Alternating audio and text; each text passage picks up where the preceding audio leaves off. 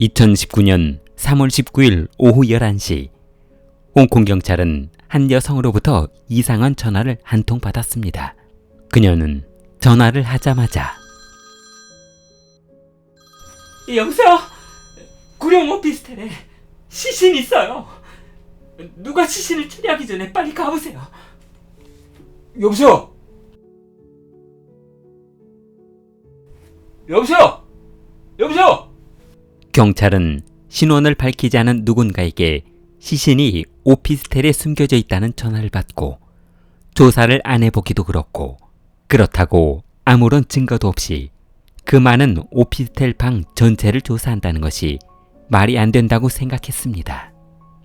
잠시 후 경찰이 오피스텔 방문해 거주자들의 신원을 확인하던 중 이상한 집을 발견했습니다.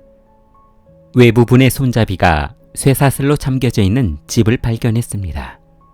경찰은 문이 잠겨있는 1208호 철문을 두드려 봤으나 집안 내부에서는 아무런 인기척이 들리지 않았습니다.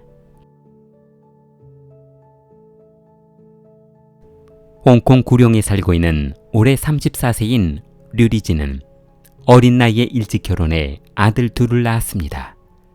그러나 그녀는 성격이 맞지 않는 남편과 다툼이 잦아지더니 성격 차이로 이혼했고, 집을 나온 그녀는 생계를 위해 나이트클럽에서 도우미로 일하게 되었습니다. 그러나 그녀의 직업이 그렇듯 나이트클럽에서 댄스로 활약을 하다 보니 이상한 남성들이 접근을 많이 했고, 그녀는 잘못하면 또다시 아픈 경험을 하게 되지 않을까 하는 두려움이 많았습니다. 그러나 그녀가 혼자 험한 일을 하며 지내다 보니 주위에서는 젊은 나이가 아깝다며 재혼을 권유했고, 리찌에게 그렇게 살지 말고 진정한 남자를 만나 결혼해서 행복하게 살라며 한 남성을 소개해 주었습니다. 커피숍 문이 열리고 한 남성이 커피숍을 두리번거리더니 그녀가 있는 쪽 테이블로 다가왔습니다. 테이블 앞에 선 로웨이원은 실례합니다. 스미스 소개로 나오게 된 로웨윤이라고 합니다. 혹시 리치 씨? 어머, 저 말씀 많이 들었어요. 이렇게 만나 뵙게 돼서 반가워요. 처음 만난 두 사람은 소개팅 장소에서 시간 가는 줄 모르고 대화를 이어갔습니다.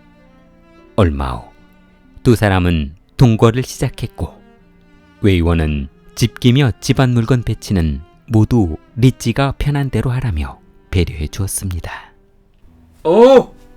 그래 자기야, 그건 자기만 쓸 거니까 놓고 싶은 데다 놔. 그리고 전자제품도 자기가 사고 싶은 걸로 다 사. 자기는 참 여자 마음도 잘 아는 것 같아. 혹시 전직 선수 아니야? 그렇지 않고서야 여자 마음을 어떻게 이렇게 잘 알 수 있어? 이 남자가 아내한테 이 정도 배려는 해줘야 하는 거 아닌가?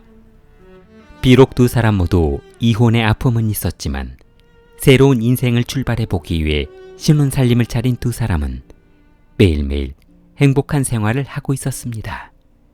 사실 로웨이원은 이혼 경력이 4번이나 있는 아주 성격이 다혈질인 남성이었습니다. 이전에 같이 살던 부인들은 약물에 쩌들어 살고 난폭한 그의 성격을 맞춰주기에는 역부족이었습니다.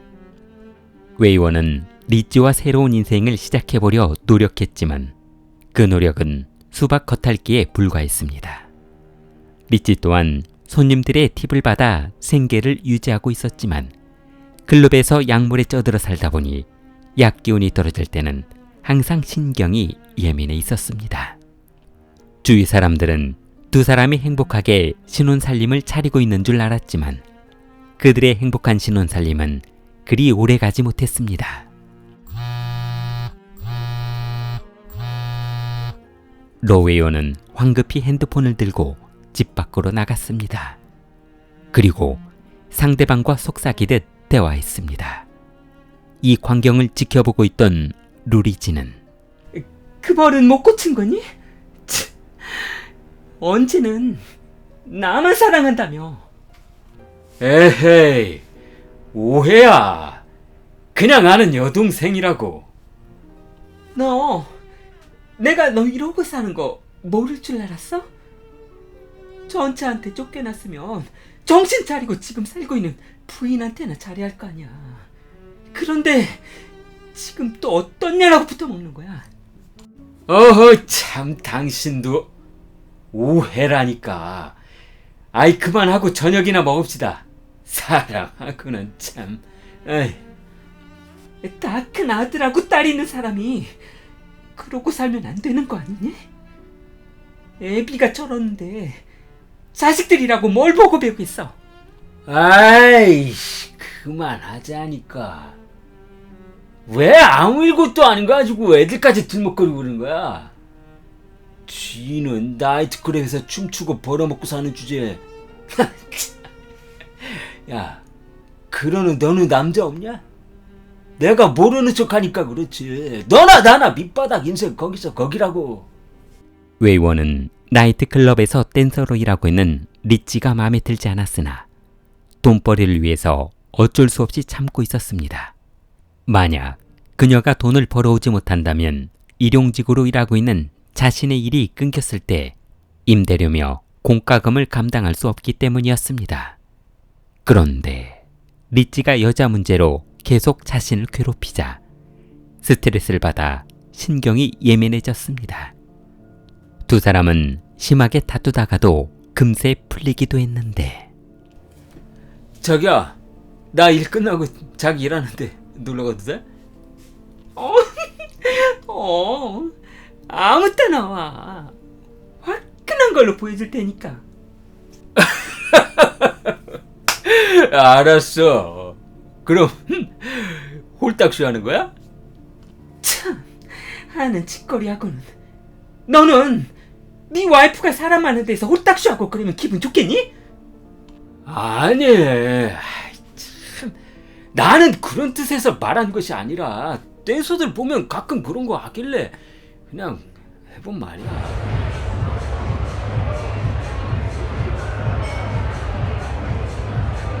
웨이원은 요란한 음악 소리가 들리는 클럽 입구를 지나 나이트클럽 안으로 들어갔습니다. 클럽 안은 번쩍이는 조명으로 눈이 부셨고 아슬아슬하게 옷을 걸친 여성들은 봉에 매달려 야한 춤을 추고 있었습니다.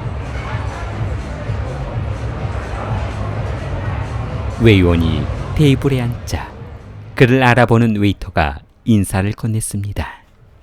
오셨습니까, 이제? 그래. 불타는 화덕구이도 잘 지내고 있었지? 네, 형님. 형님 덕분에 잘 지내고 있습니다. 이거 서비스니까요. 맥주 한잔 드시고 계세요. 즐거운 시간 되십시오. 웨이터가 돌아가자 가슴이 훤히 들여다보이는 야한 옷을 입은 한 여성이 웨이원의 테이블에 다가왔습니다. 원희씨 오셨어요? 웨이원은 예희 씨의 가슴을 힐끗 바라보며 아이고, 이거 갈수록 예뻐지시네요. 별 말씀을요. 다 화장빨에 조명빨이죠 뭐. 아이, 그래도 그 속 빠진 놈들은 그 화장빨에 넘어가긴 하지 않습니까? 지금 그걸 농담이라고 하시는 거예요? 진담으로 하시는 거예요? 그때 리찌도 테이블에 합석하며 세 사람의 대화는 웃음꽃이 피었습니다. 그러던 어느 날 나이트클럽에서 무대 준비를 하고 있던 예희 씨가 리찌에게 얘 리찌 있잖아. 글쎄 주인집 놈이 갑자기 보증금을 올려달라는데 나 미칠 것 같아. 내가 돈 있어야지. 지금 당장 갈 데도 없는단 말이야. 우와, 집주인이 정말 못됐다 얘. 준비도 안 됐는데 보증금을 올려달래? 그렇게 갑자기 올려버리면 어떡하라는 거니? 내 말이 그래서 말인다. 자기야, 내가 당장 갈 데가 없거든. 집주인이 이번 주까지만 비워달래. 새로 이사 오는 사람이 들어온다나 뭐 어쩐다. 그럼 나는 길바닥에 들어놓아야 한다고. 그래서? 부탁 하나만 하려고. 당분간 너네 집에서 신세 좀 지면 안 될까 했어. 집 가면 바로 나갈게. 응?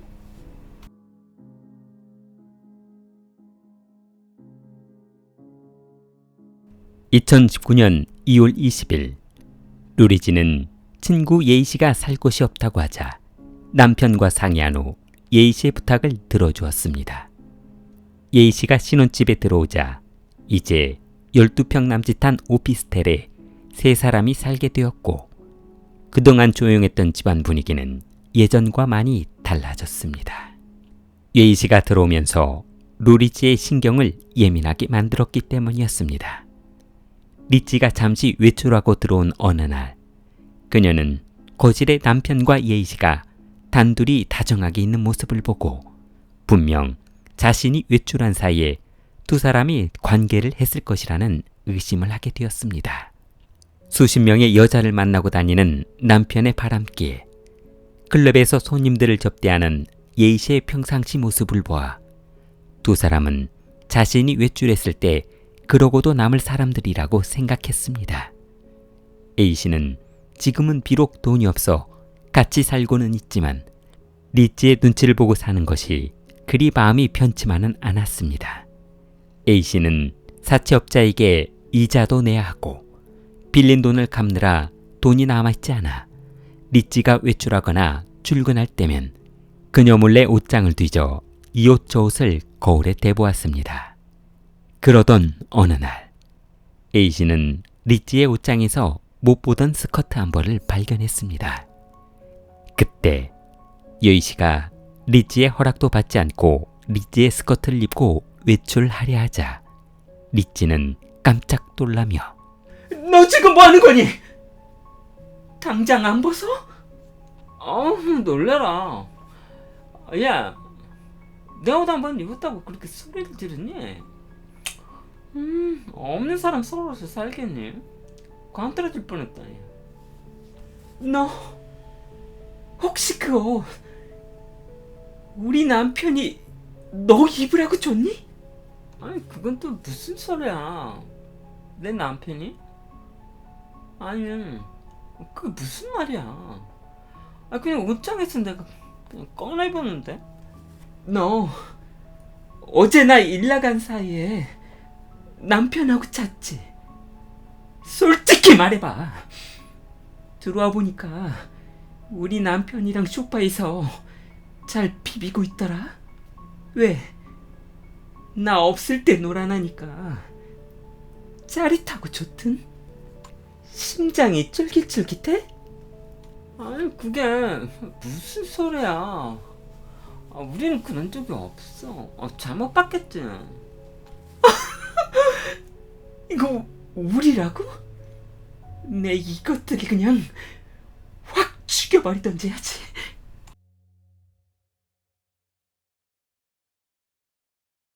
루치는 친구 예이씨가 집으로 들어오면서부터 이전에 앓고 있었던 의부증이 다시 생겨 고통스러웠습니다. 혼자 방 안에 있다가 갑자기 우울해져 이불에 불을 붙여 창밖으로 던져버리는가 하면 우두커니 창밖만 바라보며 눈물을 흘리는 증상이 나타나기 시작했습니다. 그녀의 스트레스는 이제 외의원에게 향했습니다. 외의원이 술에 취해 늦게 귀가하자 화가 나 있던 그녀는 그래, 오늘은 또 어떤 년이랑 놀아나서 이제서야 돌아오셨나? 자기야, 그게 무슨 말이야. 나 이제 퇴근했다고. 외의원은 리찌를 밀치며 지금 뭐 하는 짓이야? 시간이 지날수록 리찌의 증상은 더욱 심해져 갔고 2사람의 다툼은 격해지기 시작했습니다. 누구랑 잤냐고 말하라고.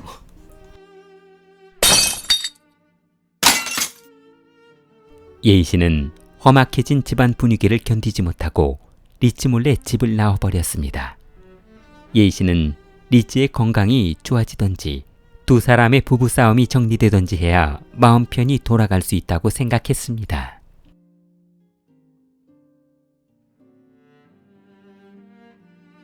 (2019년 3월 16일) 저녁, 예이 씨는 일단 친구 리치의 집을 나가기는 했지만 잘 곳이 없어 리치 몰래 로 의원에게 다시 돌아가도 되냐는 문자를 보냈습니다. 그러자 웨 의원은 그녀의 상태가 심하니 당분간 집에 오지 말고 리치가 회복되면 연락을 줄 테니 그때까지는 집에 오지 말라고 했습니다.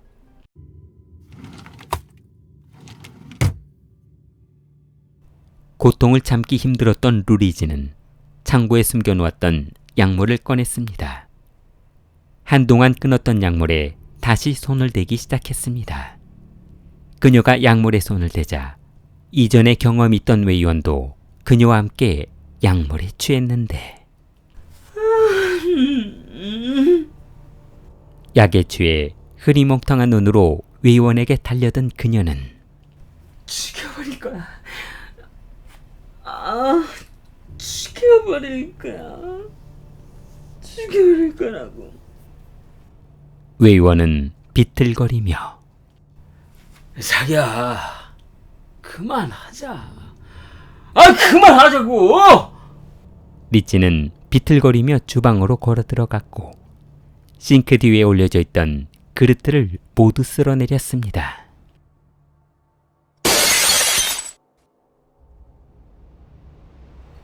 그때 부엌에서 나온 리치는 한 손에 식칼을 들고 웨 의원에게 다가왔습니다. 죽여버린다고. 내가 그년 만나지 말라고 했지. 웨 의원은 그녀의 지나친 행동을 보고만 있을 수 없어 주먹으로 리치의 얼굴을 내려쳤습니다. 그만해. 그만하라고. 그러나 그녀는 포기하지 않고 웨 의원에게 달려들었고 그는 더 이상 이렇게 살고 싶지는 않다며 리치를 두들겨 팼습니다.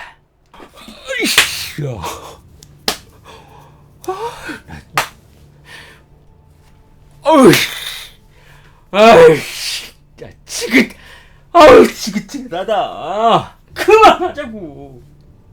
웨 의원은 발가벗은 그녀의 상체를 밧줄로 묶어 창틀에 묶어버렸습니다.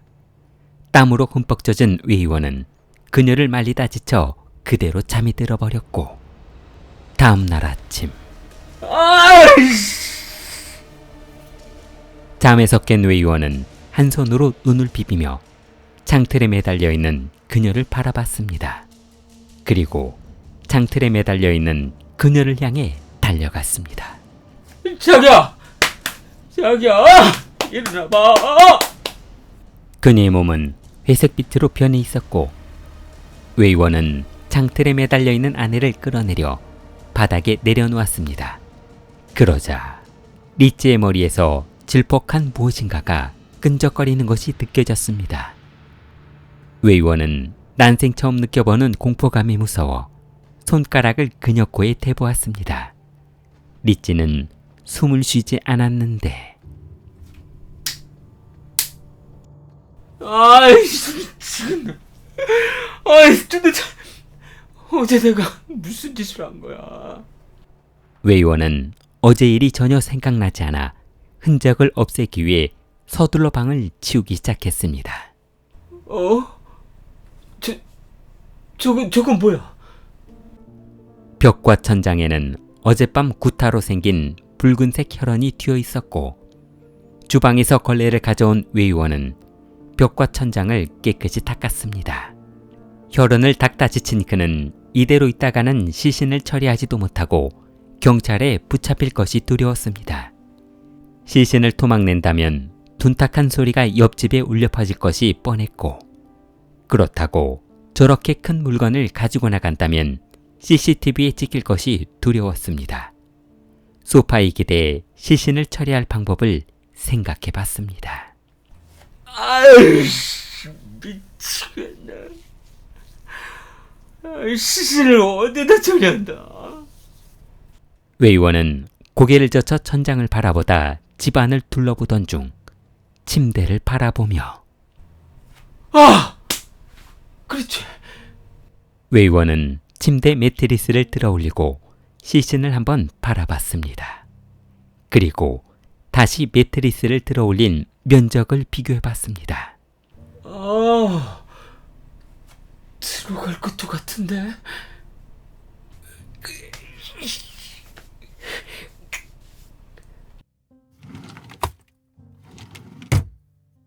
웨 의원은 시신을 사각진 나무틀과 침대 매트리스 사이 아래에 집어넣고 살짝 누워봤습니다. 아무도 모를 것 같은데. 웨 의원은 하루 종일 어지럽혀진 집을 청소하다 보니 날이 새버렸고 짐을 챙겨 도망치려 했습니다.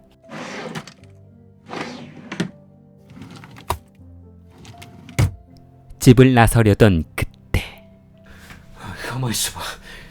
만약 이대로 집을 비워둔다면 리치 지인들이 찾아와서 리치가 없어진 것을 금방 알게 될 텐데. 아이씨, 이걸 어떻게 한다.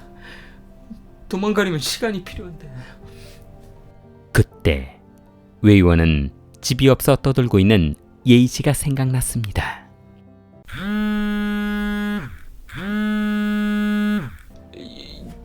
예희씨. 네? 요즘에 어떻게 지내? 저요? 뭐 어떻게 지내긴요. 아주 죽을 맛으로 지내죠. 근데 왜요? 웨 의원은 안심하듯 마른 침을 삼키며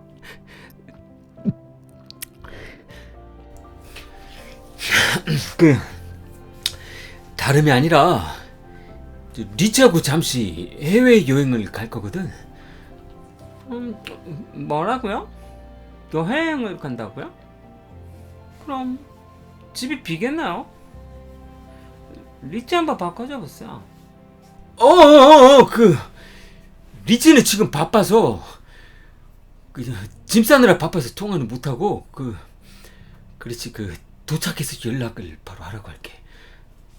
나 그럼 자기들 여행 가 있는 동안만이라 그 집에 잠깐만 지내면 안 될까? 한 번만 부탁하자. 웨 의원은 그녀에게 미끼를 던졌을 뿐인데 덥석 물어준 예희 씨가 고마울 뿐이었습니다. 이거 그런 말이지. 리치가 알면 큰일 나는데 내가 집 열쇠를 발판 밑에다 두고 갈 테니까 집사람이나 나 찾는 사람 있으면 여행 갔다고 말 잘 해주고. 알았지?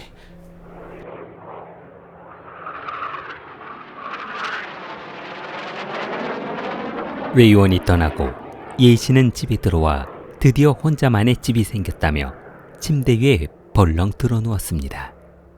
3월 17일 저녁 예희 씨는 리치가 죽어있는 줄도 모르고 지체가 있는 침대 위에서 잠들었습니다. 그러나 얼마 후 예희 씨는 아무 이유 없이 갑자기 리치의 집에서 나갔고 현관문을 쇠사슬로 묶어두었습니다. 사건이 접수되고 경찰이 웨 의원을 추적하자 로 의원은 이충이라는 여성과 오피스텔에 숨어있다 익명의 제보자에 의한 신고로 경찰에 검거되었습니다. 웨 의원이 검거되자 수사는 급속도로 빠르게 진행되었습니다.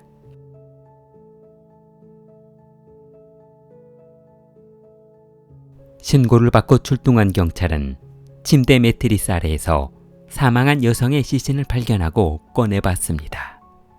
그러자 시신에는 구타로 멍든 101개의 상처와 갈비뼈 14개가 부러져 있었으며 두개골이 파열돼 있었습니다. 2022년 10월 26일 여성 5명과 남성 3명으로 구성된 배심원단은 만장일치로 웨 의원에게 종신형을 선고했습니다.